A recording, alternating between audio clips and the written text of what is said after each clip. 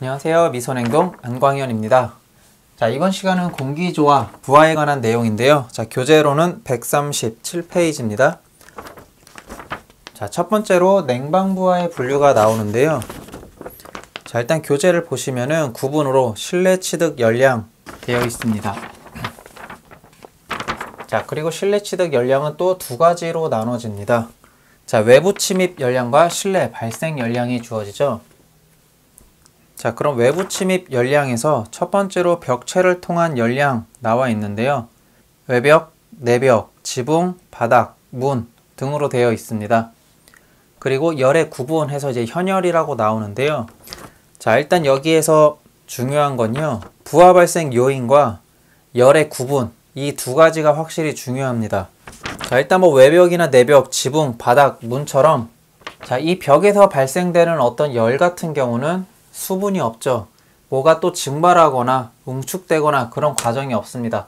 그래서 열의 구분에서 이제 현열밖에 없는 거고요. 자, 이 벽에 있는 유리창을 통해서 들어오는 어떤 열 또한 뭔가 증발 같은 어떤 상태가 변하는 열이 없기 때문에 자, 요것 또한 현열이라고 구분을 하는 겁니다. 자, 그런데 외부 침입 열량 중에서 극간풍, 틈새 바람을 보시면은 현열과 잡열이라고 되어 있죠. 자, 이 벽에 창문이 있다고 했었을 때요. 이 창문에는 어떤 조그만 틈이 있습니다. 그쵸? 그럼 이 틈으로 들어오는 어떤 공기가 있을 거 아니에요. 자, 그걸 극간풍이라고 하고요. 또는 이제 틈새 바람이라고 합니다. 조그만 틈새에서 들어오기 때문에. 자, 그런데 외부에 있는 어떤 공기, 외기는 수분을 머금고 있죠. 그쵸? 자, 그런 수분을 머금고 있는 게 실내로 들어오게 되면 온도가 상승하면 증발할 수도 있고 온도가 낮아지게 되면 응축이 될 수가 있습니다. 그쵸? 그래서 극간풍에 의한 열량은 현열 플러스 잡열이라고 하는 겁니다. 자, 그리고 인체의 발생 열량이라고 되어 있죠. 인체의 발생 열량 또한 현열 플러스 잡열입니다. 자, 인체에서 열이 발생되는데 단순히 열만 나오는 게 아니라 신체에서도 뭔가 땀 같은 게 있잖아요. 그쵸? 그러다 보니까 여기서도 증발이 일어나요. 그래서 인체 또한 현열 플러스 잡열입니다. 그래서 극간풍 또 인체 발생 열량이 역시 현열 플러스 잡열이고요. 자, 계속 실내 발생 열량에서 조명. 자, 조명 같은 경우는 뭐 수분이나 또 이런 게 없죠. 증발작용도 없고 응축작용 등도 없습니다. 그냥 열만 발생되기 때문에 현열이고요. 자, 기기의 발생 열량 되어 있는데요. 자, 실내에 있는 자, 방 안에 어떤 기기가 있습니다. 근데 예를 들어서 이 기기가 가습기가 될 수도 있죠. 실내 기기니까. 자, 그럼 가습기에서는 물이 증발하면서 열이 발생되죠. 또는 뭐 초음파 가습기라고 하더라도 이렇게 증발 현상이 발생이 될 수가 있습니다. 그렇죠? 자, 따라서 실내 기기에 의해서도 현열 플러스 잡열의 열이 발생될 수가 있습니다. 자, 그리고 기기 취득 열량 같은 경우는 송풍기에 의한 열량 되어 있는데요. 자, 송풍기에 의한 열. 송풍기가 부는 바람을 얘기하는 게 아니고요. 그냥 송풍기가 돌아갈 때 이 자체에서 발생되는 열을 말하는 겁니다. 따라서 송풍기에 의한 열량도 현열이 되겠죠. 그리고 덕트로부터의 열량, 바람이 지나가는 이 덕트에서 발생되는 열을 얘기하는 겁니다. 뭐 이 열 또한 당연히 현열이겠죠. 자, 그 다음 제열기에 의한 열량 되어 있는데요. 제열기라는 건 그냥 자, 뭐 히터 코일 같이 또는 그냥 히터처럼 어떤 열을 뿜는 그냥 장치라고 생각하시면 돼요. 그래서 단순히 열만 높이는 거기 때문에 이것도 현열이 되는 거고요. 자, 그런데 마지막에 외기 도입에 의한 열량 같은 경우는 자, 외기 자체는 틈새 바람처럼 공기 중에 수증기를 머금고 있죠. 그게 증발이나 응축 현상이 일어날 수가 있습니다. 즉 잡열이 발생하죠. 그래서 외기에 의한 열량 이것도 잡열이 발생됩니다. 자, 그래서 이 전체 부하 발생 요인 중에서 현열과 잡열을 같이 갖고 있는 거는 극간풍, 인체 발생 열량, 또 기기에서 나오는 열량, 또 외기에 의한 열량 이렇게 네 가지밖에 없습니다. 자, 네 가지 외에는 전부 다 그냥 현열 요소라고 보시면 되는 거예요. 자, 그래서 앞글자 따 주셔가지고 인, 기, 극, 외 뭐 이런 식으로 외워주셔도 되겠습니다. 인기, 극, 외 요 네 가지 외에는 다 현열이라고 보시면 되겠습니다. 그리고 자격증 문제에서도 부하 발생 요인 중에 열의 구분에 따른 어떤 문제가 꽤 많이 나오기도 해요. 그래서 이 네 가지는 필수로 외워주시기 바랍니다. 자, 다음으로 두 번째 보시면 냉방부하와 기기 용량이라고 나와 있는데요. 자, 일단 송풍량 그리고 냉각 코일 부하, 냉동기 용량을 어떻게 산정하는지인데, 자, 첫 번째 송풍량이 나옵니다. 자, 송풍량은 자, 실내 취득 부하 플러스 기기 취득 부하 이렇게 되어 있고요. 자, 냉각 코일 같은 경우는 여기 송풍량에다가 제열 부하 그리고 외기 부하를 합친 게 냉각 코일 부하가 됩니다. 그리고 세 번째로 자, 냉동기의 용량은 냉각 코일 부하 플러스 펌프 및 배관 부하라고 되어 있는데요. 자, 글씨만 보면 이제 헷갈릴 수 있으니까 제가 그림으로 한번 표현을 해드려 볼게요. 자, 이렇게 냉동기가 있다고 하면요, 이 공조기 그리고 여기 실내 공간이 있습니다. 그리고 이렇게 냉동기가 있다고 했을 때, 자, 먼저 송풍량이라는 건요, 이 송풍기로부터 부는 바람을 얼마나 해야 되는지 부하에 따라서 결정을 해야 되잖아요. 부하가 당연히 높으면 송풍량이 많아야 되고요, 부하가 적다고 하면 송풍량이 줄어들 텐데, 자, 송풍량을 결정하는 데에는 이 실내 취득 부하 그리고 기기 취득 부하라고 합니다. 자, 그 소리는 이 실내에서 발생되는 어떤 부하가 있겠죠. 자, 그리고 실내에 있는 이 기기에서도 어떤 열이 나오잖아요. 그쵸? 그래서 부하 1, 얘가 부하 2라고 볼 수가 있습니다. 그래서 이 두 개를 합친 부하 플러스 실내로 오는데 어떤 덕트가 발생이 됐잖아요. 그쵸? 이 덕트에서도 열이 발생된다고 했었죠. 자, 아까 첫 번째로 냉방부하에 분류해서 기기 취득 열량 중에서 덕트로부터의 열량도 있었습니다. 그쵸? 공기가 덕트를 지나면서 마찰열이 발생합니다. 그쵸? 그 바로 열이 이제 덕트로부터의 열량이라고 보시면 되고요. 그래서 총 부하 뭐 3, 요 정도 있고, 뭐 부하 또 4, 5, 6 뭐 이런 식으로 여러 가지가 있을 수도 있겠죠. 자, 기기 수에 따라서, 자, 따라서 이제 송풍량은 실내 부하 그리고 기기 부하 그리고 덕트에서의 발생 열량 등에 의해서 결정이 된다라고 보시면 되고요. 자, 일단 요런 기기와 덕트라는 건 기기 취득 부하에 속합니다. 요 안에 덕트 부하도 같이 포함이 되는 거고요. 그리고 요 기기 외에 송풍기에서 발생되는 열량도 있잖아요. 그쵸? 이 송풍기도 기기에 속합니다. 따라서 이 기기 취득 부하에는 이 송풍기 그리고 덕트 그리고 실제로 실내에 있는 다른 기기들에 의한 부하다라고 보시면 되는 거예요. 자, 그 부하들에 의해서 전체 송풍량이 산출된다라고 보시면 되고요. 자, 그 다음에 이 냉각 코일, 공조기에서 실제로 외기와 리턴되는 공기의 온도를 낮추는 코일이죠. 이 코일의 부하 같은 경우는 이제 어떻게 결정을 해야 되냐? 자, 일단 송풍량이 나옵니다. 자, 1번에서 구했던 이 송풍량이 그대로 오는 거고요. 따라서 이 자리에는 실내 취득 부하 플러스 기기 취득 부하가 들어갈 수가 있겠죠. 뭐 간단하게 일단 송풍량이라고 쓰고요. 자, 송풍량 플러스 제열 부하 플러스 외기 부하라고 되어 있습니다. 자, 일단 송풍량이라는 거는 바로 위에 나타낸 것처럼 실내에서 취득된 부하 플러스 각각 기기에서 취득된 열량, 그 열을 전부 다 떨어뜨릴 수 있어야겠죠. 쿨링 코일은. 자, 그리고 쿨링 코일 뒤에 이렇게 제열 코일, 온도를 또 데피는 겁니다. 약간 미세 조절을 위해서 온도를 다시 높이는 코일이 있고요. 이 코일의 열량까지 이 쿨링 코일이 낮춰줄 수가 있어야 돼요. 왜냐면 이 제열 부하 같은 경우는요, 쿨링 코일 후단에 올 수도 있고요, 뭐 뒤에다 설치를 할 수도 있고요. 그래서 이 제열 코일의 열량까지 쿨링 코일이 감당할 수 있어야 되고, 자, 항상 이 안에서만 도는 리턴 에어만 있는 게 아니라 외기에서 들어오는 OA까지 있겠죠. 그러면 외기에서 또 추가로 주어지는 어떤 부하가 있을 거 아니에요. 그쵸? 그 부하까지도 쿨링 코일이 감당할 수 있어야 된다라는 거고요. 자, 그럼 이 쿨링 코일의 열을 실제로 낮춰주는 이 냉동기의 용량은 어떻게 주어지냐? 자, 첫 번째로 냉각 코일의 부하, 이 냉각 코일의 부하가 그대로 들어오는 거죠. 즉, 이 냉각 코일 부하에는 실내 취득 부하, 기기 취득 부하, 송풍량 제열 부하, 외기 부하 다 들어간다는 소리겠죠. 거기에다 플러스 펌프 및 배관 부하가 있습니다.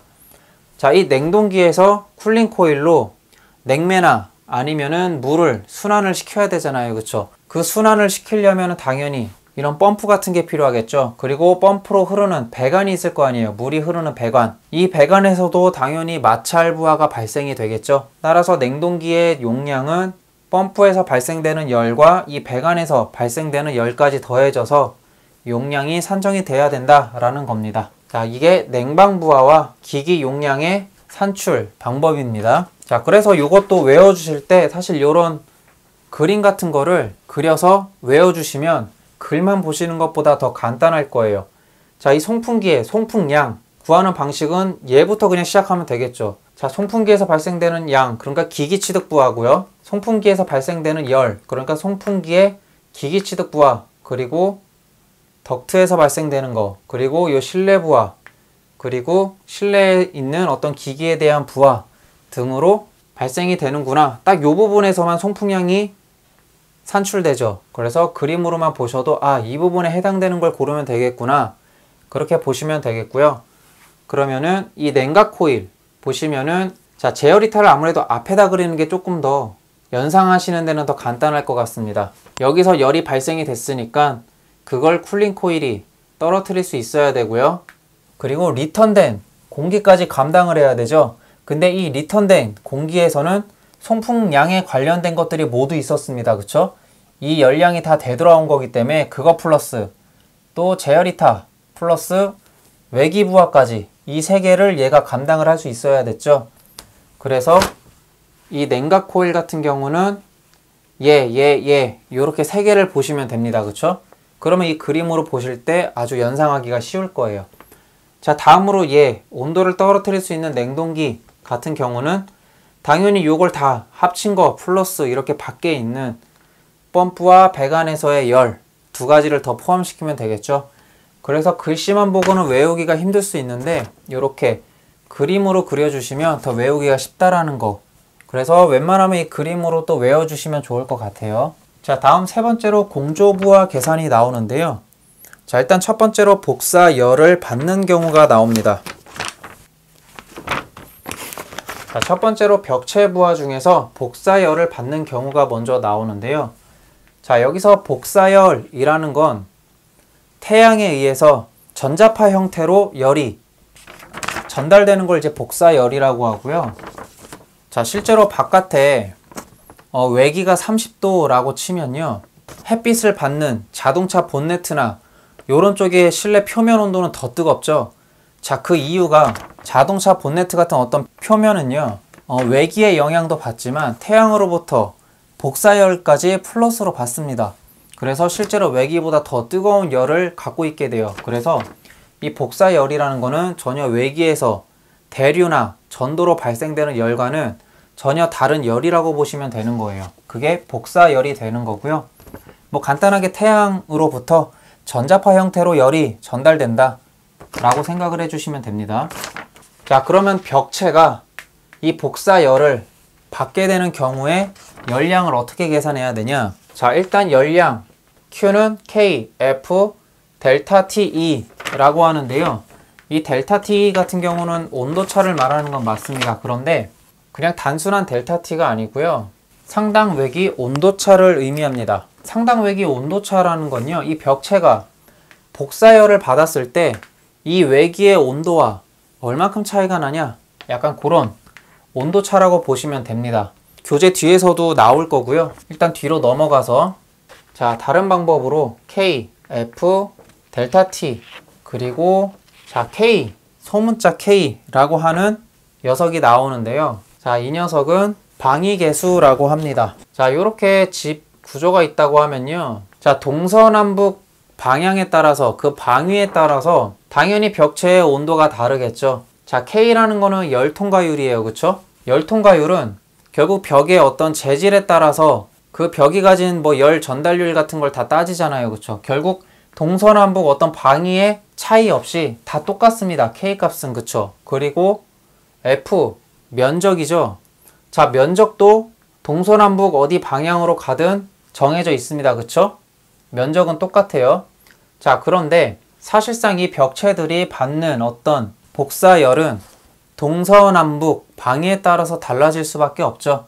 어차피 태양은 동쪽에서 떠서 서쪽으로 지기 때문에 어딘가는 그 값이 클 것이고 어딘가는 그 값이 작을 거예요. 이 복사열이. 자, 따라서 그 방위에 따라서 어떤 보정값을 준다라고 생각을 하시면 됩니다. 그래서 방위에 따른 계수, 그냥 어떤 보정값이라고 보시면 되는 거고요. 자, 이 보정값 같은 경우는 자, 동서는 1.1, 남은 1, 북은 1.2 쭉쭉쭉 가서 지붕은 1.2 이런 식으로 값이 주어졌죠.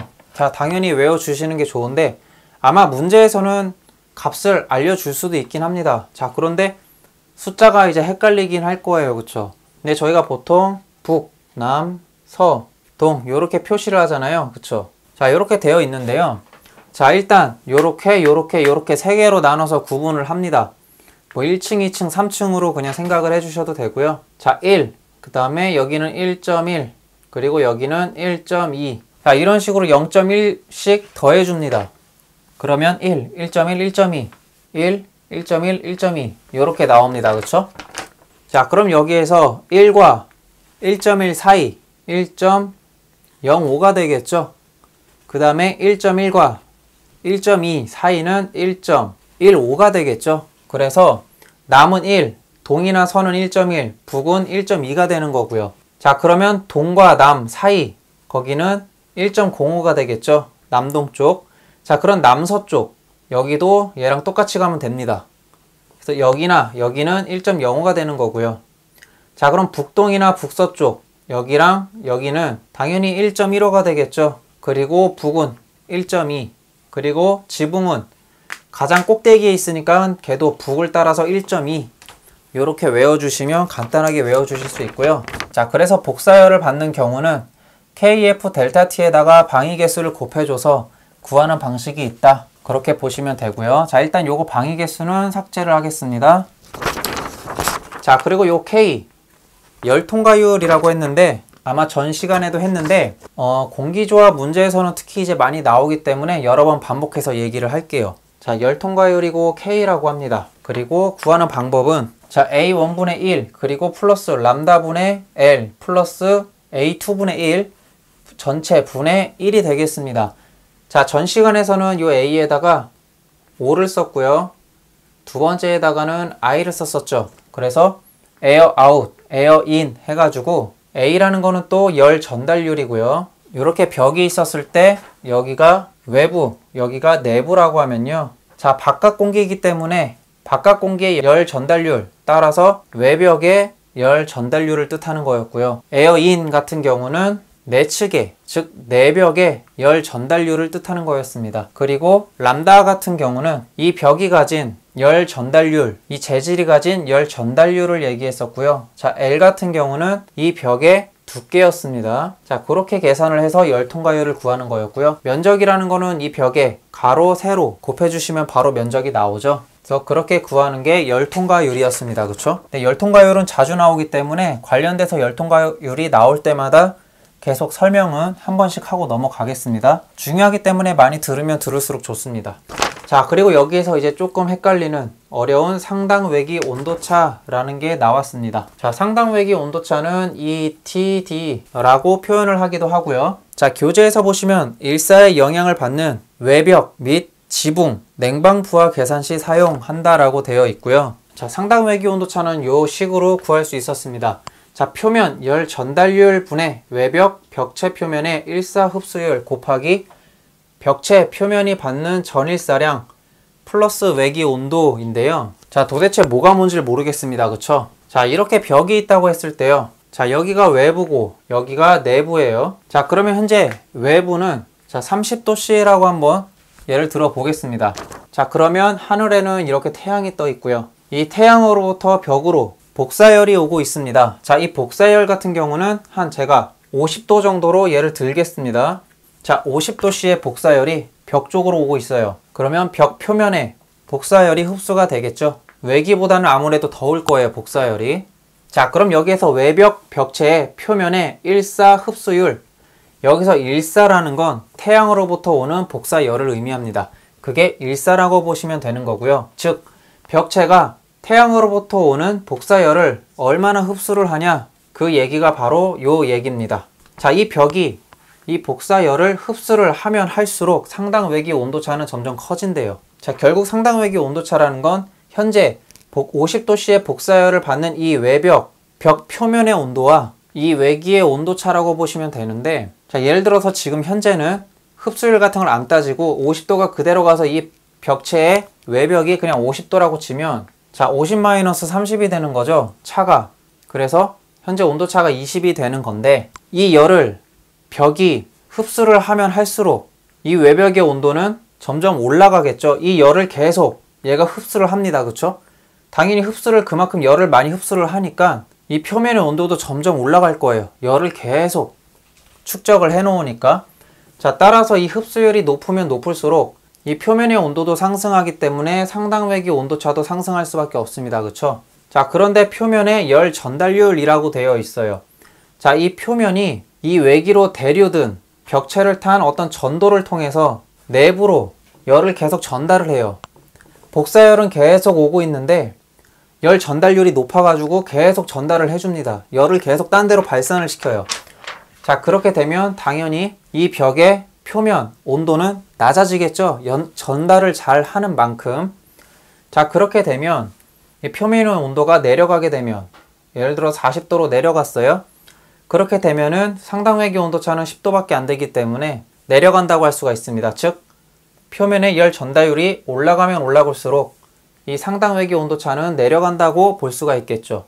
그래서 상당 외기 온도차는 이 벽체의 표면 열 전달률과 반비례한다 라고 보시면 되는 거고요.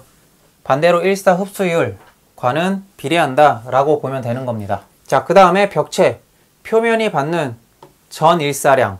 전일사량이라는 거는 이 벽체가 받는 전체 일사양을 얘기하는 겁니다. 그건 당연히 벽체의 넓이에 따라서 달라지겠죠. 그래서 전체 표면이 받는 전체 일사량을 의미하는 겁니다. 당연히 이 벽이 받는 일사량이 많으면 많을수록 상당 외기 온도차는 커지겠죠. 그만큼 열을 많이 받는 거니까. 그리고 마지막에 이 외기 온도를 더해서 상당 외기 온도차를 구한다고 보시면 되겠습니다. 자, 그럼 여기에서 이 외기 온도는 왜 더하는 거냐? 자, 상당 외기 온도차라는 건요, 결국 이 벽 표면이 받는 어떤 일사 열 플러스 외부에 있는 어떤 열, 그냥 외부 열, 이걸 알아야 결국 이 내부의 부하율을 알 수 있겠죠. 지금 저희가 구하는 거는 공조 부하를 계산하는 거고요. 이 벽체가 가지고 있는 부하를 계산을 해야 되는 겁니다. 이 벽체로부터 내부로 얼마나 많은 열이 나오냐, 요거를 알아야 어떤 공조기 용량 같은 걸 선정을 할 거 아니에요. 그쵸? 자, 그 중에서도 저희가 복사열을 받는 벽체에 대해서 열량을 구하는 겁니다. 그쵸? 자, 그래서 상당 외기 온도차는 제가 이 벽체가 받는 온도 마이너스 이 외부 온도라고 하긴 했는데 그 온도차를 얘기하는 건데요. 이 온도차라는 소리는 결국 복사열에 의해서 이 벽이 얼마나 많은 열을 갖고 있냐라는 거예요. 그래서 이 복사열에 따른 어떤 외벽의 온도, 벽체의 일사열을 구하는 거고요. 거기다가 플러스 외부 열을 해가지고 실제로 이 벽이 복사열과 외부 열을 다 흡수를 해서 내부로 얼마나 많은 열을 발산할 수 있냐, 이게 최종적인 상당 외기 온도차의 값이라고 보면 되겠습니다. 자, 그래서 뭐 다르게 얘기를 한번 해보면요, 결국 복사열에 의한 이 벽의 열량과 이 외기에 의한 열량이 이 내부에 얼만큼의 영향을 줄 수 있는지 그 값을 산정하기 위해서, 그 열량을 구하기 위해서 상당 외기 온도차를 구한다 라고 보시면 되겠습니다. 자, 그래서 이렇게 구하시고 곱하기 전일사량 하시고 플러스 외기 온도를 한다, 일단 그렇게 생각을 해주시면 되고요. 자, 교재에서 상당 외기 온도차 밑에 글씨를 한번 보면요, 자, 이렇게 일사에 영향을 받는 외벽 및 지붕 냉방부하 계단치 사용, 이렇게 간단하게는 적혀 있긴 한데요. 자, 요런 일사에 관련된 값을 구하는 문제는 거의 안 나옵니다. 정말 문제 중에서 제일 어려운 문제 하나 낸다 그러면 요런 문제가 정말 가끔 나올 거예요. 그냥 수험생들의 점수를 깎기 위한 어떤 문제를 낼 때 아마 요런 문제를 낼 거고요. 자, 실제로는 문제에서 나올 때요, 간단하게 나와요. 상당 외기 온도차를 이용해 구해야 되는 상황 같은 거 나와가지고, 뭐 이따 연습 문제에서도 나오겠지만요, 뭐 어떤 부하 막 요런 식으로 나오는데, 결국 복사열을 받는 뭐 외벽 뭐 요런 식으로 나온다고 하면 당연히 그게 답인 거고요. 그리고 지붕, 요겁니다. 여기서 포인트는 복사열을 받는, 일사의 영향을 받는 외벽과 지붕이라는 겁니다. 다른 것들은 해당이 되지 않고요. 그냥 외벽과 지붕이라고 보시면 돼요. 그래서 그걸로 구분을 해주시면 되겠습니다. 자, 두 번째로 복사열을 받지 않을 경우가 나오는데요. 복사열을 받지 않는 경우, 뭐 24시간 종일 그늘에 있다거나 그러면 복사열을 받지 않겠죠. 당연히 주변에 다른 큰 건물이 있어가지고 현재 내가 있는 건물에 벽체는 항상 그늘로 만들어준다, 그러면 당연히 복사열 받지 않겠죠. 자, 그런 경우 간단합니다. 저희가 냉동 공조에서도 배웠던 K, F, 델타 T, 자, 요게 끝입니다. 그냥 벽이 있으면 열 통과율과 이 면적과 외기와 내부 온도차 곱해주시면 간단하게 열량 구하실 수 있겠습니다. 자, 그래서 벽체 부하는 이제 이렇게 구해주시면 되는 거고요. 자, 두 번째로 자, 유리창의 부하가 나옵니다. 자, 그리고 유리창의 부하 중에서도 일단 또 첫 번째로 유리창의 일사부하가 나옵니다. 자, 일사라는 거는 태양의 복사열과 관련이 돼 있다. 그 관련된 부하구나 라고 바로 아시면 되는 거고요. 자, 계산식 보시면은 Q는 자, IFK 라고 되어 있습니다. 뭐 뒤에 G 이런 거는 이제 글라스에서 유리를 표현한 거고요. 일단 IFK 이렇게 알고 계시면 될 것 같습니다. 자, 여기서 I 같은 경우는 표준 일사량이라고 나와 있죠. 당연히 일사에 관련된 부하를 계산해야 되기 때문에 자, 일사에 관련된 열량이 얼마냐 그 값이 주어질 거고요. 그리고 유리창에 면적이 나올 거고요. 당연히 면적에 따라서 달라지겠죠. 자, 그 다음에 이 K 같은 경우는 밑에 S가 붙죠. 얘가 차폐 계수라고 부르고요. 자, 이 차폐 계수라는 거는 자, 이 벽에 유리창이 있는데요. 유리창도 종류나 어떤 창호에 따라서 당연히 태양이 뭐 통과되는 어떤 일사의 양이 달라지겠죠. 창문 종류에 따라서. 자, 그런 어떤 또 보정값이라고 보시면 되는 겁니다. 이런 계수라는 말이 들어가면 차폐, 얼마나 차단시킬 수 있냐 그냥 그런 뜻으로 보시면 돼요. 하나의 보정값이 되는 거고요. 자, 이 차폐 계수 같은 경우는 범위가 0에서 1이라고 보시면 됩니다. 숫자는 낮을수록 그 창문이 좋다라는 뜻이에요. 자, 1이라는 거는 이 일사를 조금도 창문이 차단시키지 못한다. 다 통과시킨다 라는 뜻이 되는 거고요. 뭐 0은 거의 없겠지만 뭐 썬팅을 약하게 좀 해가지고 일사를 조금 막아준다 하면은 0. 몇 요 중간값으로 나오게 되겠죠. 그게 차폐 계수라고 보시면 되는 거예요. 자, 그리고 이번에 유리창의 통과 열량이 나오는데요. 그거는 뭐 Q는 KF 델타 T 역시 똑같습니다. 그냥 유리창이 있으면 그 유리창 재질에 따른 어떤 열 전달률이 있을 거고요.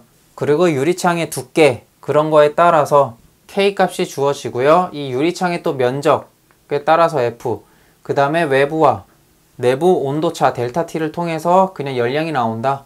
그렇게 보시면 됩니다. 그렇게 해서 유리창의 부하를 이렇게 구해주시면 됩니다. 좀 특이한 거는 표준일사 열량과 차폐 계수가 있다. 이 정도 하시면 되는 거고요. 자, 다음 3번에 극간풍 부하가 나오는데요. 이제 극간풍이라는 거는 가로 안에 틈새 바람이라고 되어 있죠. 예, 틈새 바람으로 표현을 하셔도 되고요. 자, 현열 부하는 0.24 곱하기 G 곱하기 델타 T 라고 해서 말 그대로 이제 극간풍, 틈새 바람이라는 거는 공기를 얘기합니다. 그쵸? 외부에서 외기가 어떤 틈새를 타고 안으로 들어오는 걸 얘기하기 때문에 당연히 공기를 의미합니다. 그래서 공기의 비열은 0.24기 때문에 0.24 곱하기 G가 나오는 거고요. 여기서 또 G라는 거는 송풍량에다가 1.2를 곱해가지고 나타낼 수가 있습니다. 1.2라는 건 공기의 비중량을 의미하고요. 자, 그래서 공기의 비열 1.24와 공기의 비중량 1.2를 곱하면 0.29가 되기 때문에 0.29 곱하기 Q 곱하기 델타 T로 표시를 할 수가 있겠습니다. 뭐 잡열 부하 같은 경우는 뭐 증발 잡열이 이제 냉동 부하에서는 539라고 나왔었는데 자, 공기 조화에서는 꼭 100도가 돼서 증발하는 게 아니라 제가 뭐 다른 강의에서도 얘기를 했겠지만 이제 빨래를 널었을 때 물이 바람에 의해서도 증발이 되고 하잖아요. 그쵸? 자, 그래서 공기 조화에서는 100도씨의 물이 100도씨의 증기로 증발하는 걸 얘기하는 게 아니라 그냥 뭐 0도씨 공기를 기준으로 해서 0도씨의 공기가 증발할 때 그 증발 잡열을 의미해요. 그게 597.5 그래서 소수점은 버려서 597로 표현이 되는 거고요. 공기의 비중량을 또 1.1을 곱해가지고 717이 되고요. 자, 그리고 교재에서 717 다음에 G라고 나와 있는데 G가 아니라 Q네요. Q 717 곱하기 Q 곱하기 델타 X가 되는 겁니다. 자, G가 아닙니다. 요거는 수정을 해주시면 감사하겠습니다. 그래서 극간풍 부하는 이제 이런 식으로 구한다. 뭐 GC 델타 T 저희가 냉동공학에서도 많이 봤던 바로 그 공식이 맞습니다. 자, 그리고 교재 139페이지를 보시면 극간풍량의 산출 방법 나와 있는데요. 자, 극간풍량의 산출 방법에서 이제 환기회수법, 창문 면적법, 극간 길이법이 나오는데요. 자, 이게 다 무슨 뜻인지 요것도 다 아실 필요는 없고요. 그냥 종류 요 세 가지 외워만 주셔도 극간풍량 산출 방법에 대한 문제 푸실 수 있고요. 아주 가끔 가다가 그 옆에 나온 식, 환기횟수 곱하기 뭐 실의 용적, 단위 면적당 침입 외기량 곱하기 창문 면적 요렇게 곱하는 문제가 아주 드물게 나옵니다. 그래서 제가 옆에다 적어 드린 거고요. 근데 문제 비중이 워낙 적기 때문에 뭐 시간이 부족하신 분들은 저는 그냥 이 종류 환기회수법과 창문 면적법과 극간 길이법 요 세 가지 그냥 외우고 넘어가 주시면 좋겠습니다 라고 말씀을 드릴 것 같아요. 자, 그 다음 밑에 극간풍을 줄이는 방법 되어 있는데요. 자, 회전문을 설치한다 되어 있습니다. 자, 아무래도 사람이 이렇게 실외에서 실내로 또 실내에서 실외로 출입을 할 때 문을 이렇게 열고 닫을 때마다 외기가 내부로 침투되는 현상이 아주 많겠죠. 그리고 일반 문 같은 경우 또 틈새도 많기 때문에 회전문을 설치를 해주시면 이제 그런 틈을 막을 수 있으니까 극간풍을 줄일 수 있다는 거고요. 자, 이중문 설치라는 거는 자, 건물이 있고요. 외부에서 내부로 들어가야 되는데 문을 여기만 하나만 설치하는 게 아니라 여기 하나 그리고 여기 두 개 뭐 이런 식으로 설치를 하는 겁니다. 이 중간에 공기층이 형성이 되고요.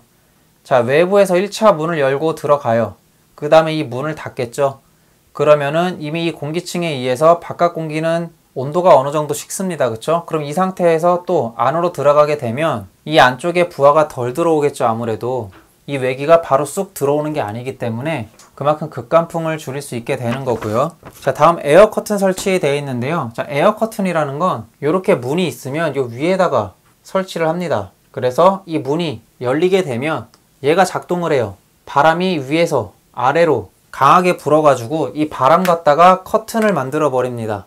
눈에 보이지 않는 어떤 공기, 막을 형성을 시키는 거죠. 그게 에어 커튼이라고 보시면 돼요. 그래서 이렇게 바람을 불어주면 바깥에서 공기가 들어가기가 힘들어지겠죠. 그렇게 해서 극간풍을 줄이는 방법이 있고요. 자, 다음 네 번째로 실내를 양압으로 유지한다 되어 있는데요. 양압이라는 소리는요, 플러스 압력을 의미해요. 자, 예를 들어 대기압이 1이라고 치면요, 당연히 그냥 실내압도 보통은 뭐 1, 요 정도일 거예요. 근데 이 실내의 압을 2로 늘립니다.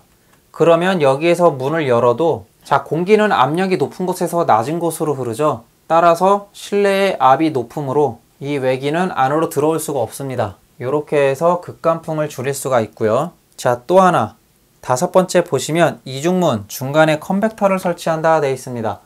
이렇게 문이 두 개가 되어 있으면 그 안에다가 컨벡터라고 하는 장치를 설치를 하는 건데요. 자, 컨벡터라는 건 이렇게 생긴 장비들 많이 보셨을 거예요. 라지에타처럼 생겨가지고 안에서 바람이 나옵니다. 따뜻한 바람이 나와요. 그렇게 해서 실내의 공기를 따뜻하게 순환시키는 장치죠. 이 장치를 이중문 사이에다가 넣어놓게 되면 당연히 이 안에 공기는 따뜻해질 거고요. 그쵸? 자, 공기는 따뜻한 곳에서 차가운 곳으로 흐르죠. 따라서 여기서 이렇게 극간풍을 줄일 수가 있습니다. 외기가 침투되는 걸 막을 수가 있겠죠. 자, 그 다음에 실내외 온도차를 작게 한다. 자, 이 외기가 실내로 들어가는 경우는요, 이 실내의 온도가 실내보다 많이 높을 경우죠. 그러니까 문을 열게 되면 바깥의 온도가 높기 때문에 공기가 확 들어오게 되는데 실외나 실내나 온도차가 별로 안 나게 되면 사실상 외기는 실내로 잘 들어오지 않겠죠. 그렇게 온도차를 작게 해서 극간풍을 줄인다라는 거예요. 여기서 극간풍을 줄이는 방법, 자격증 문제에서 상당히 많이 나옵니다. 그래서 필수로 외워주시면 좋을 것 같습니다. 자, 다음 네 번째 인체 부하가 나오는데요. 자, 인체 부하는 딱히 설명할 건 많이 없습니다. 그냥 현열 부하는 말 그대로 1인당 현열량 곱하기 그 안에 들어있는 사람 수 하면은 바로 현열 부하가 나오겠죠. 잠열 부하도 한 사람한테서 발생되는 잠열량에다가 그냥 실제 사람 수 곱하면 잠열량이 나오겠죠. 그냥 그렇게 발생하는 거고요. 자, 그래서 밑에 성인 남자 발생열 보시면은 정좌. 정좌라는 건 이제 편안한 상태를 뜻하고요. 경작업이라는 건 힘든 일을 하고 있을 때, 몸에 열이 올랐을 때, 그때를 의미하는 겁니다. 그래서 그 열량을 곱해주시면 된다는 거고요. 자, 그래서 인체 부하는 이 정도만 설명하고 넘어가겠습니다. 자, 다음 5번에 조명 발생 부하가 나오는데요. 자, 여기에서 일단 백열등 보시면 860kcal/h라고 나와 있고요. 백열등의 발생 부하를 보시면은 W 곱하기 F 곱하기 860 이라고 되어 있는데요. 자, W라는 건 전력량. 자, 밑에 보시면 조명기구의 소비 전력이라고 되어 있습니다. 당연히 전구가 몇 와트짜리 몇 와트짜리 이런 식으로 와트수가 있을 거고요. 그 와트가 곧 발생되는 열이라고 보시면 되겠죠. F라는 건 이제 사용률, 얼마나 사용하냐. 자, 공조기가 돌아가고 있는 그 시간에서 몇 프로 정도만 사용을 하냐, 그걸 따져보시면 되는 거예요. 자, 공조기는 뭐 24시간 돌아가는데 하루에 일은 8시간밖에 안 한다. 그러면은 그 비율대로 이용률을 넣어주시면 되고요. 자, 킬로와트를 킬로칼로리로 환산을 하려면요, 1킬로칼로리는 860킬로칼로리입니다. 따라서 마지막에 860을 곱해서 단위를 킬로칼로리 퍼 아워로 맞춰주는 거예요. 그래서 860을 곱하는 거고요. 자, 이런 조명 같은 경우는 열량이 860 킬로칼로리 퍼 아워가 되는 거고요. 자, 이번에 형광등 같은 경우는 왜 1.2가 있냐? 자, 형광등 1000킬로칼로리 퍼 아워 옆에 보시면 안전기 발열 20%라고 되어 있습니다. 자, 형광등이 있으면 그 위에 또 안전기 같은 게 있죠. 형광등 같은 경우는 그래서 이 안전기에서도 만져보시면 뜨거워요. 안전기도 그 안전기에서 나오는 열 20%를 감안해서 860에다가 곱하기 1.2를 해서 1000킬로칼로리 퍼 아워가 되는 겁니다. 그래서 형광등은 백열등보다 20%가 더 높다, 그렇게 보시면 되는 거고요. 자, 조명 발생 부하도 이 정도만 하고 넘어가겠습니다. 딱히 어려운 내용은 없습니다. 자, 다음 6번에 기기 발생 부하라고 되어 있고요. 내용 한번 읽어보면요. 자, 실내의 전동기나 전기나 가스를 이용한 기구로부터의 열량으로 현열과 잡열이 있다라고 되어 있고요. 자, 첫 번째로 전동기 발생 부하가 있습니다. 자, 그리고 Q는 자, P 곱하기 FE 곱하기 FO 곱하기 FK 곱하기 860 이렇게 해주시면 되고요. 860은 역시 와트를 칼로리로 바꿔주기 위한 값이라고 보시면 되고요. 자, 교재에 보시면은 각 P나 F가 뭔지 나와 있습니다. P는 전격 출력, 와트가 되겠고요. 자, F는 다 부하율, 가동률, 그리고 전동기의 사용 상태 개수라고 나와 있죠. 그래서 얘네들은 아마 0.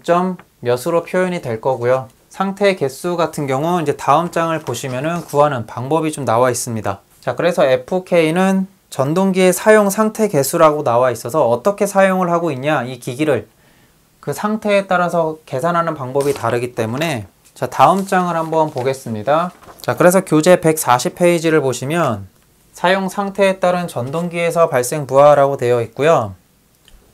자, 기억에 전동기와 기계가 모두 실내에 있는 경우라고 되어 있습니다. 자, 이렇게 어떤 공조룸이 있다고 하면요, 전동기를 사용하는 기기가 있어요. 자, 이렇게 전동기와 이런 프로펠러 같은 어떤 기기가 같이 안에 있을 경우, 자, 이럴 경우는 기역과 같이 FK를 NM분의 1로 표현을 한다는 겁니다. 자, 여기서 NM은 전동기 효율이죠. 이런 식으로 구하고요. 자, 니은에 기계만 실내에 있는 경우, 전동기는 밖에 있고요. 기계만 이렇게 안에 있을 경우, 전동기의 열은 어차피 실내 부하랑은 상관이 없겠죠. 이제 외부에 있기 때문에. 네, 여기에서 발생되는 열만 조금 계산을 해주면 되기 때문에 사실상 FK는 1 상태라고 보시면 돼요. 자, 그래서 계산식에서 FK는 빠지게 되는 거고요. 자, 반대로 전동기는 안에 들어가 있는데 기계만 밖에 있는 경우, 자, 그럴 경우에 N, M 분의 1 마이너스 N, M으로 표현을 합니다.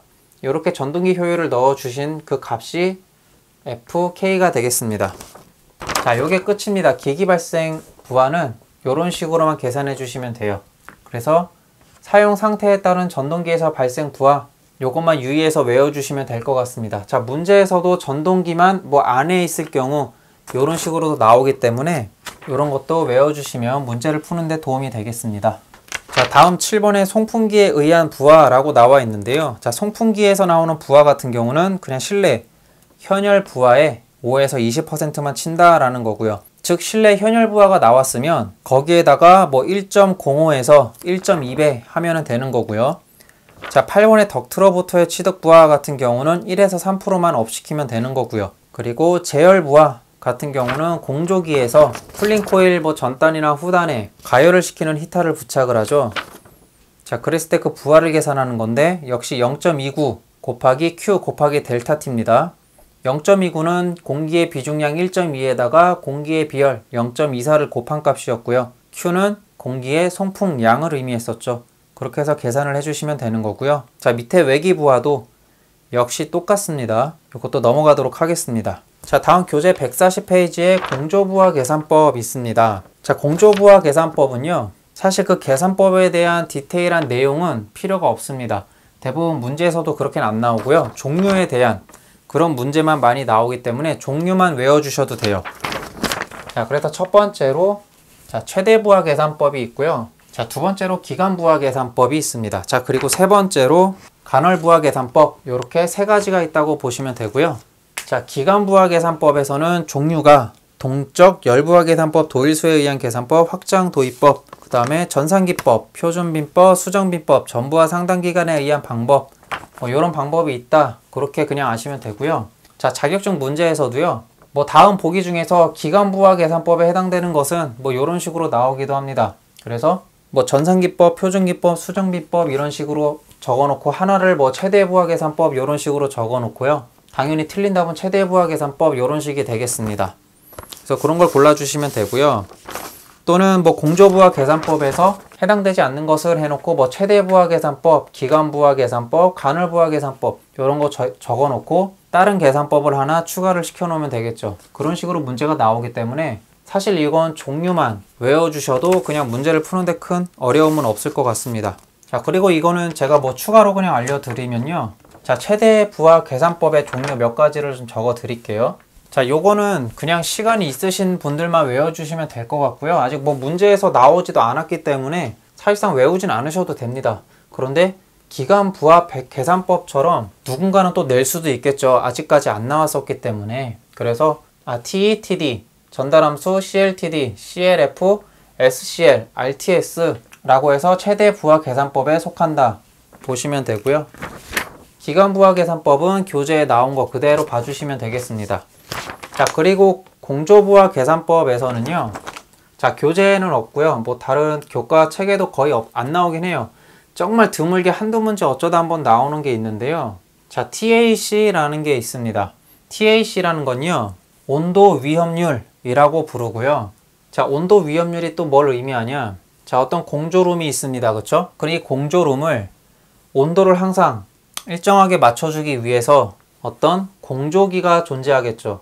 근데 이 공조기의 용량이 항상 24시간 돌 텐데 최대부하 계산치로 해서 계속 돌려버리면 이 공조기에서 발생된 에너지 손실이 많겠죠. 자, 예를 들어서 공조기 부하가 제일 클 때가요, 여름이겠죠. 그리고 그 중에서도 7에서 8월달 중에서도 며칠이나 될까요? 한 달 내내 최대부하는 아닐 거 아니에요. 그쵸? 예를 들어서 하루 중 36도까지 막 오르는 날이 있다고 쳐요. 근데 이 36도까지 오르는 날이 일주일 이상 되거나 그러진 않잖아요. 그쵸? 근데 36도가 한 번이라도 올라간다고 해서 이 공조기를 외기 36도에 맞춰가지고 설계를 해서 가을이든 봄이든 이럴 때 다 36도치 기준의 어떤 기계가 돌아가게 되면 에너지 손실이 상당히 크겠죠. 그래서 이렇게 최대치로 하지 말고 이것보다는 조금 낮춰서 어느 정도 위험을 감수해서 온도가 최대로 높은 날에는 그냥 장비를 조금 용량이 부족하게 해서 돌리자 라고 정한 겁니다. 자, 그게 2.5%입니다. 나머지 97.5%는 설계치 안에 들어오게 하고 나머지 2.5%는 기계의 용량은 부족하지만 그 위험을 떠안고 그냥 사용을 하자.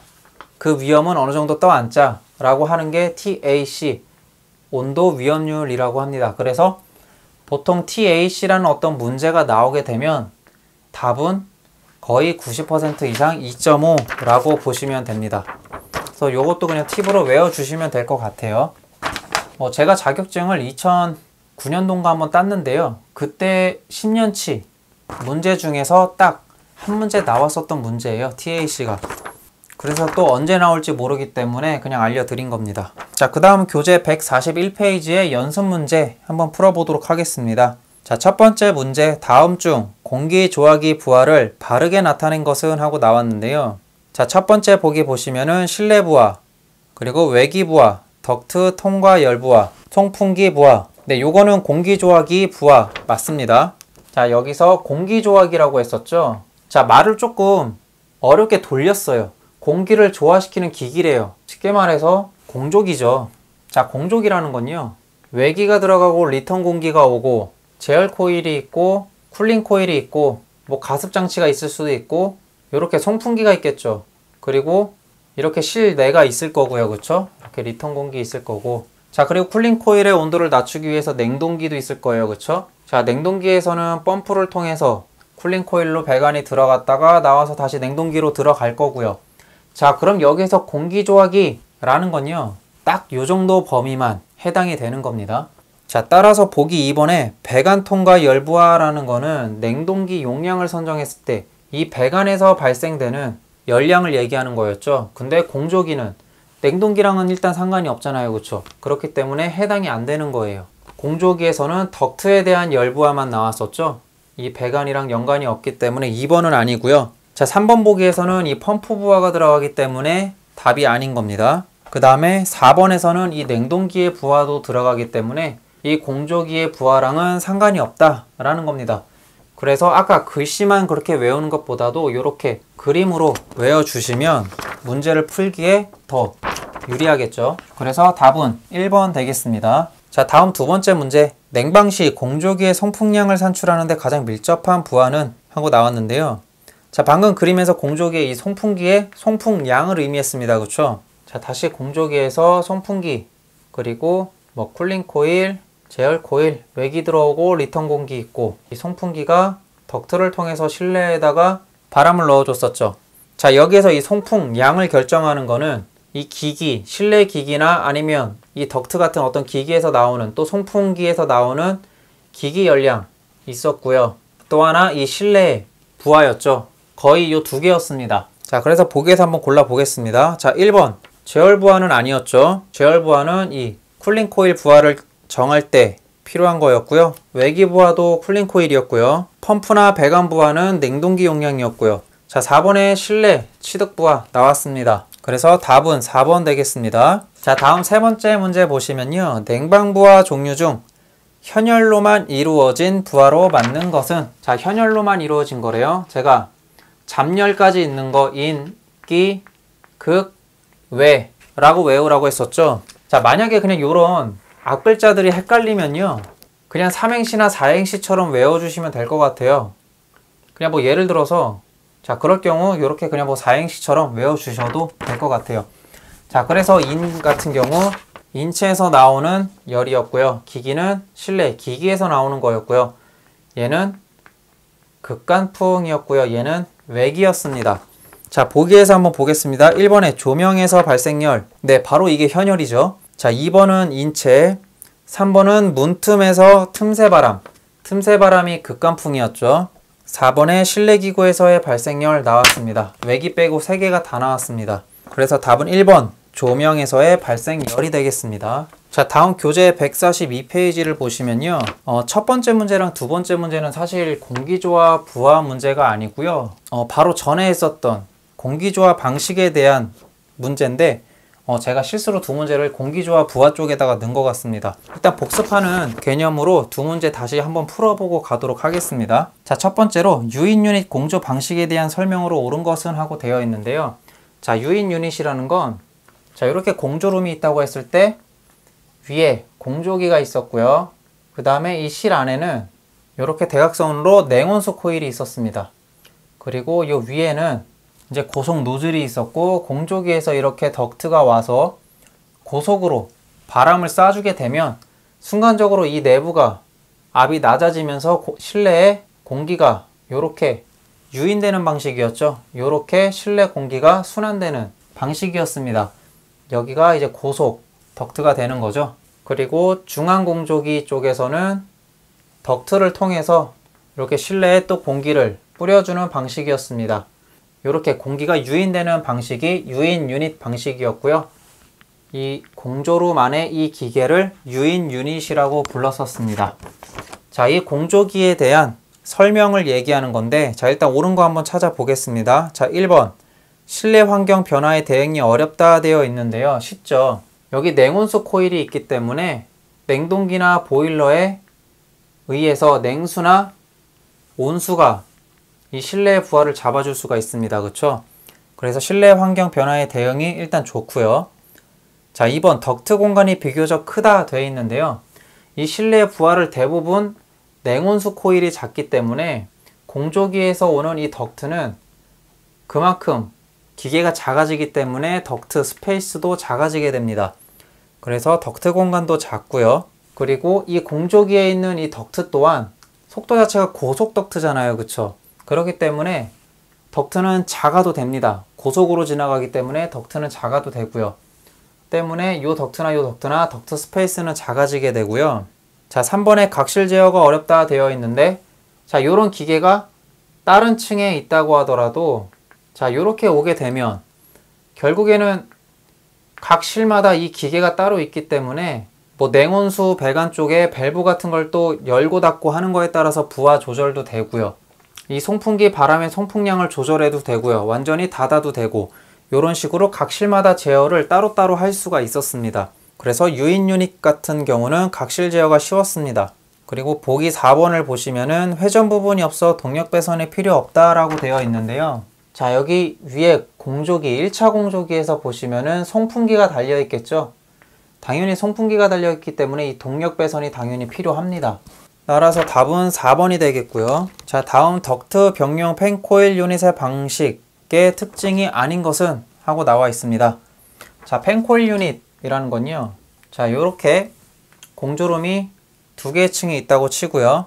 자, 위에 공조기가 있습니다. 그리고 각 실마다 펜코일 유닛가 있는데, 펜코일 유닛이라는 건 방금 유인 유닛이랑 좀 비슷합니다. 실내에 이렇게 코일이 있고요.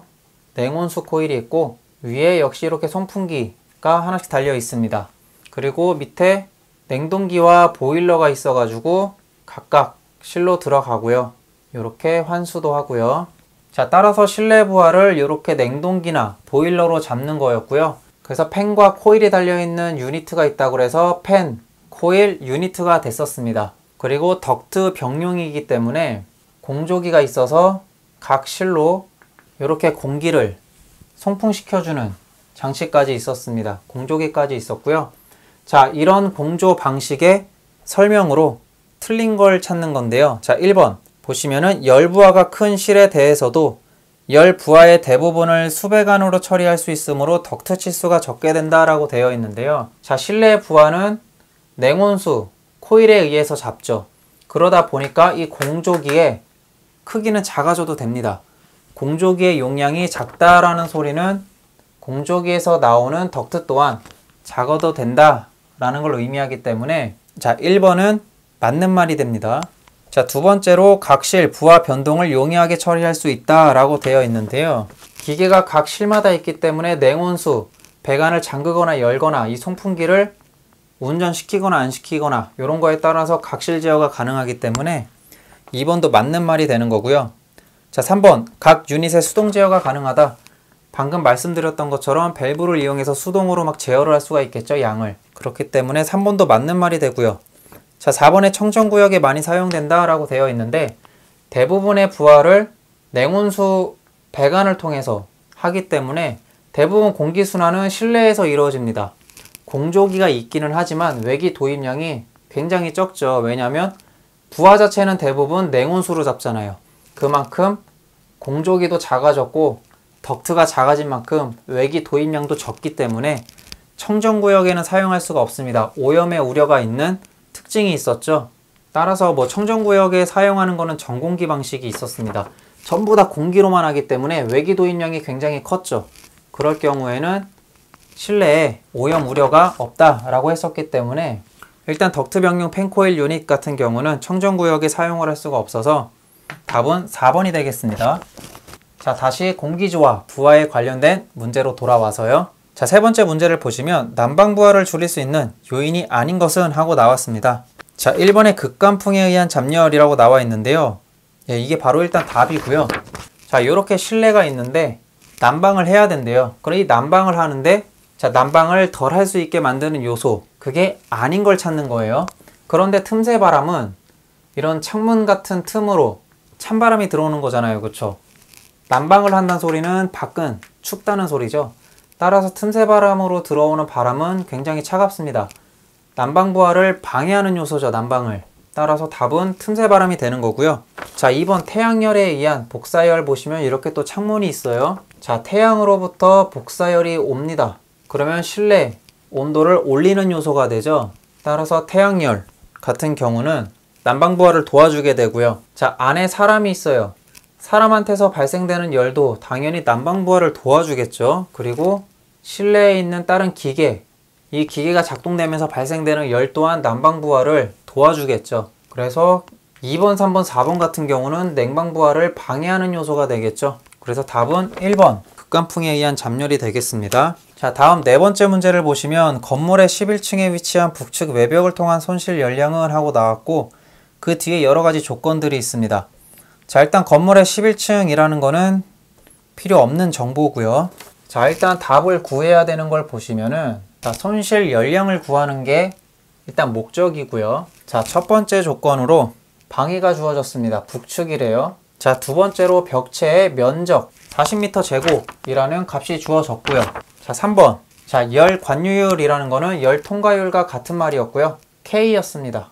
열 관유율 같은 경우는 0.43 와트 퍼 미터 제곱 도시였고요. 자, 네 번째로 실내 온도 26도씨, 다음 실외 온도는 마이너스 5도씨, 그리고 여섯 번째로 북측 방위 개수가 1.2다 라고 되어 있고요.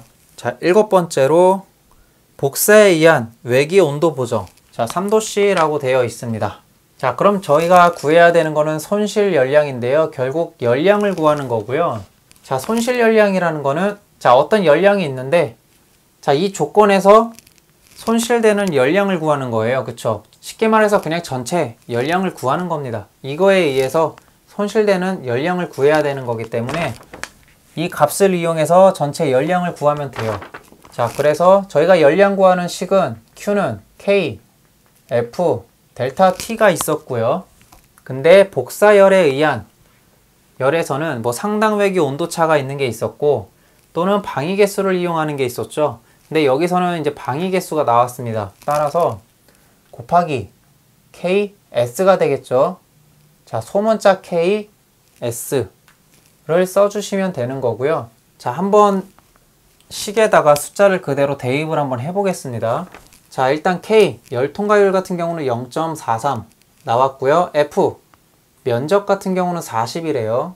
자, 그 다음에 델타 T 같은 경우는 자, 높은 값에서 낮은 값을 빼주시면 됩니다.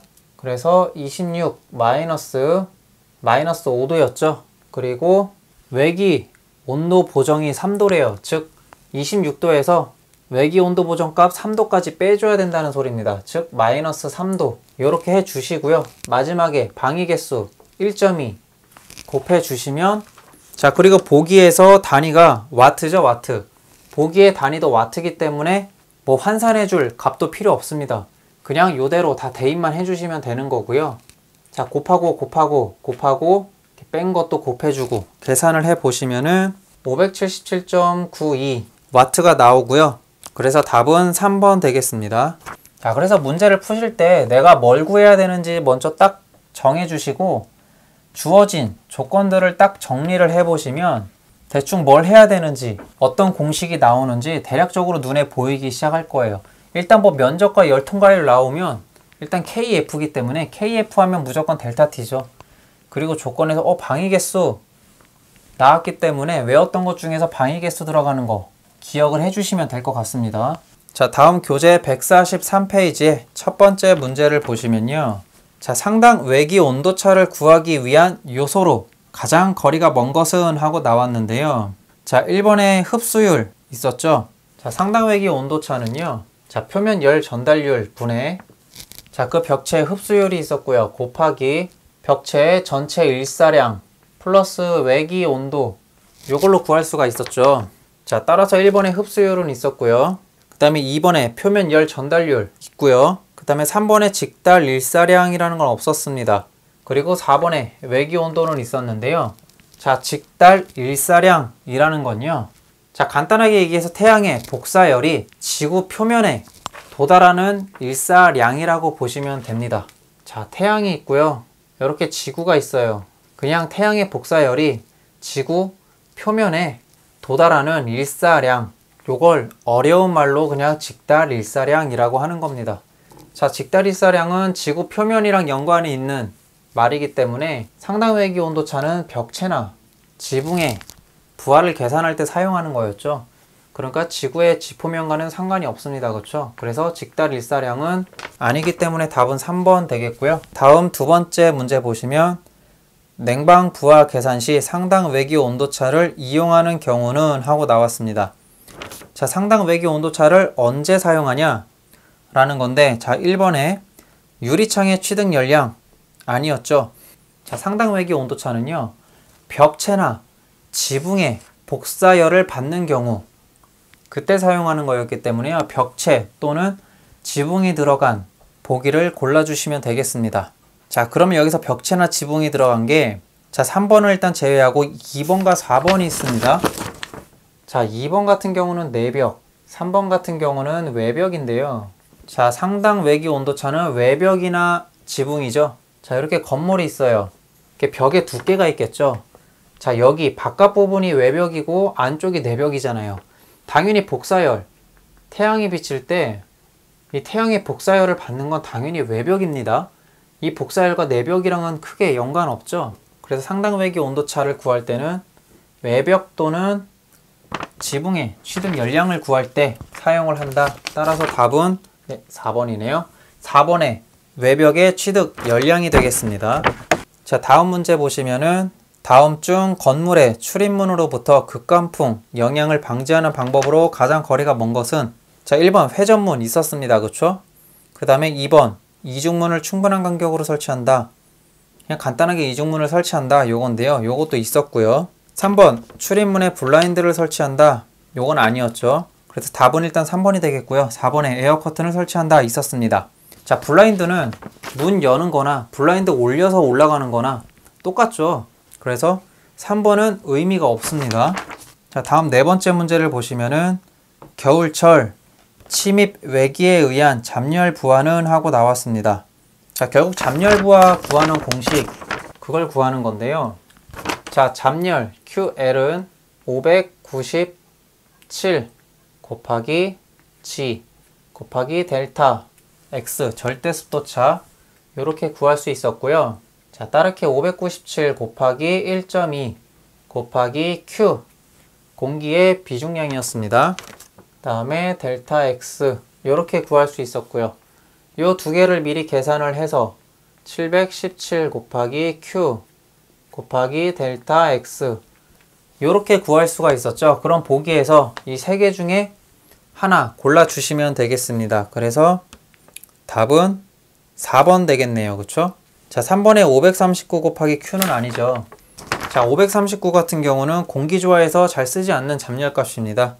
100도씨의 물이 100도씨 증기가 됐을 때 잠열이 539고요. 자, 그래서 일단 답은 717 곱하기 Q 곱하기 절대습도차이기 때문에 4번이 답이 되는 거고요. 자, 다섯 번째 문제 보시면은 공기조화를 위한 사무실의 외기온도 마이너스 10도, 실내온도 22도씨일 때 면적 20m 제곱을 통하여 손실되는 열량은 얼마인가? 라고 되어 있는데요. 자, 구하고자 하는 답은 손실 열량이고요. 주어진 조건 한번 보겠습니다. 외기온도가 마이너스 10도, 실내온도가 22도, 실내 면적은 20m 제곱, 그리고 열 관유율은 2.1 kcal per 미터 제곱 아워 도씨 라고 주어졌습니다. 그쵸? 자, 보기에서도 단위가 kcal per hour이기 때문에 단위 변화는 없습니다. 환산해 주실 필요 없이, 자, 열량 Q는 열 관유율 K죠. K와 면적 F, 그리고 온도 들어가는 공식 K, F, 델타, T가 있었습니다. 그쵸? 그대로 대입만 해주시면 됩니다. K는 2.1 곱하기 면적은 20 곱하기 델타 T는 높은 거에서 낮은 거 빼주시면 됩니다. 즉 22 마이너스 10도 해주시면 끝입니다. 자, 그래서 답은 1344 kcal per hour 라는 답이 나오게 됩니다. 자, 혹시라도 뭐 이런 문제를 푸실 때요, K 값이 뭐 어떤 분모에 들어가는지 F가 뭐 분자에 들어가는지 이런 거 잘 모르시겠으면은 단위를 한번 보시면 돼요. 자, 요 단위를 그대로 갖고 오면요, 답은 키로, 칼로리 per hour고요. K 같은 경우는 자, 이렇게 분수해서 킬로칼로리가 위에 있고요. 그 다음에 밑에 미터 제곱 곱하기 hour에다가 도시가 있고요. 그 다음에 F 같은 경우는 면적이죠. 그래서 위에 있잖아요. 그리고 도시도 위에 있죠. 자, 그렇게 해서 약분을 해주시면 돼요. 자, 면적 없어지죠? 도시 없어지죠? 남는 거는 킬로칼로리 per hour. 그렇게 해서 열량이 나오게 되는 겁니다. 그래서 이런 식으로 단위로 계산을 해보시면 뭐가 위에 들어가고 뭐가 아래 들어가고 뭐 그런 식으로 해보실 수도 있습니다. 헷갈리실 때는. 자, 그래서 공기조화, 부하에 관한 내용은 여기까지 하도록 하겠습니다. 감사합니다.